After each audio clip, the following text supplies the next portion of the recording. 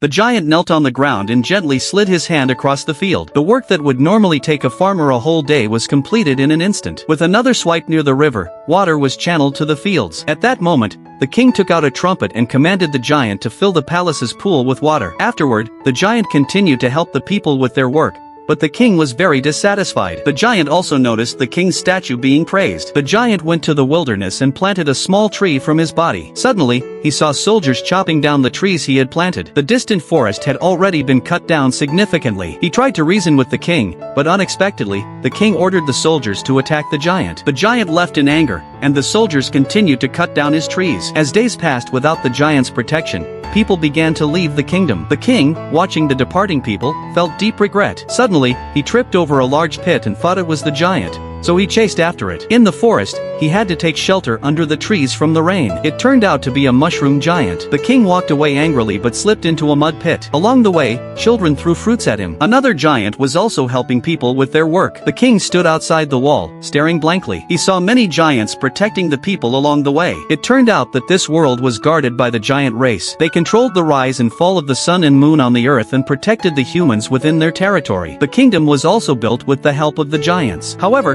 there were countless kings like him who, after gaining power, began to enslave the giants. On the day of the statue's unveiling, while he was enjoying the cheers of his subjects, the giant's figure passed by. The king was very envious of the giant's power, which led to everything that followed. Finally, he arrived deep in the forest and found the giant, who was still planting trees. The giant looked back and saw the king but didn't recognize him. The king took out his crown to prove his identity. The giant, seeing the crown, remembered the past. Seeing the giant's anger, the king immediately knelt down. Suddenly, he realized that he was holding a flower. The king gently picked up the flower, and the giant also saw the king's change. He took the king back to the country. This time, it was the king who personally farmed, while the giant continued to plant trees.